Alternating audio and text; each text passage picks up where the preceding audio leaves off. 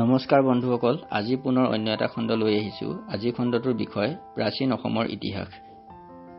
প্ৰথম প্ৰশ্ন, প্ৰাচীন অসমৰ ঐতিহাসিক বিৱৰণ কোন ৰাজবংশৰ প্ৰতিষ্ঠাৰ পৰা আৰম্ভ হয়? ইয়াৰ শুদ্ধ উত্তৰ হৈছে বৰ্মন ৰাজবংশ।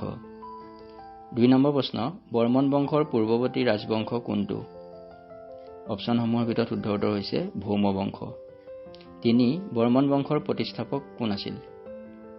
ইয়াৰ শুদ্ধ উত্তৰ হৈছে পুষ্য বৰ্মন। ৪ সমুদ্ৰগুপ্তৰ এলাহাবাদ স্তম্ভ শিলালিপিত অসমৰ কোন অঞ্চল উল্লেখ আছে? ইয়াৰ শুদ্ধ উত্তৰ ডবকা। ৫ বৰ্মন বংশৰ কামৰূপ ৰাজ্যৰ ৰাজধানী ক'ত আছিল? ইয়াৰ শুদ্ধ উত্তৰ হৈছে প্ৰাগজ্যোতিষপুৰ। ৬ নম্বৰ প্ৰশ্ন, তলৰ কোনজন ৰজা গুপ্ত ৰাজবংশৰ সমুদ্ৰগুপ্তৰ সমসাময়িক আছিল? ইয়াৰ শুদ্ধ উত্তৰ হৈছে পুষ্য বৰ্মন। ৭ কামৰূপৰ শিলালিপিত কি ভাষা ব্যৱহাৰ কৰা হৈছিল? ইয়াৰ শুদ্ধ উত্তৰ হৈছে সংস্কৃত ভাষা। ৮ নম্বৰ প্ৰশ্ন, বৰ্মন ৰাজবংশৰ চৰকাৰী ভাষা কি আছিল? ইয়াৰ শুদ্ধ উত্তৰ হৈছে প্ৰাকৃত আৰু সংস্কৃত ভাষা। ৯ নম্বৰ প্ৰশ্ন, বৰ্মন বংশৰ কোনজন ৰজাক মহাৰাজাধিৰাজ বুলি জনা গৈছিল? ইয়াৰ শুদ্ধ উত্তৰ পুষ্য বৰ্মন। ১০ অশ্বমেধ যজ্ঞৰ সন্দৰ্ভত কোনজন বৰ্মন ৰজাক সমুদ্ৰগুপ্তই পৰাজিত কৰিছিল? ইয়াৰ শুদ্ধ উত্তৰ বল বৰ্মন। কামৰূপৰ কোনগৰাকী ৰাজকুমাৰী কাশ্মীৰৰ ৰজা মেঘবাহনৰ লগত বিয়া হৈছিল? ইয়াৰ শুদ্ধ উত্তৰ অমৃতপ্ৰভা। পূৰ্বৰ বৰ্মনসকল কাৰ অধীনস্থ আছিল? ইয়াৰ শুদ্ধ উত্তৰ হৈছে গুপ্ত সাম্ৰাজ্যৰ। ১৩ নম্বৰ প্ৰশ্ন, অশ্বমেধ যজ্ঞ কৰা অসমৰ প্ৰথম ৰজাজন কোন আছিল?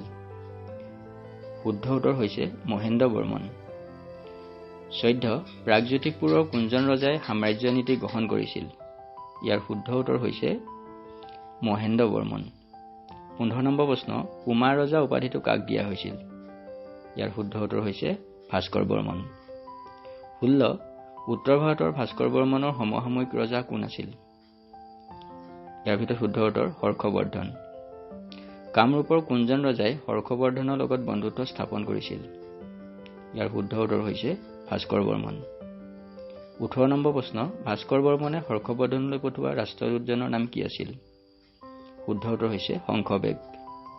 ১৯ নম্বৰ প্ৰশ্ন, ভাস্কৰ বৰ্মনে হৰ্ষবৰ্ধনলৈ পঠোৱা উপহাৰৰ ভিতৰত আছিল? অপশ্যনসমূহৰ ভিতৰত শুদ্ধ উত্তৰটো হৈছে বেতৰ সামগ্ৰী। নিধানপুৰ তাম্ৰলিপিৰ ৰচয়িতা আৰু লেখক কোন আছিল? ইয়াৰ শুদ্ধ উত্তৰ হৈছে ভাসু বৰ্মা। আজি প্ৰশ্নোত্তৰ শিতানত ইমানেই প্ৰশ্ন আছিল। পুনৰ অন্য এটা খণ্ডত লগ পোৱাৰ প্ৰতিশ্ৰুতিৰে আজিলৈ সকলোকে ধন্যবাদ জনাইছোঁ।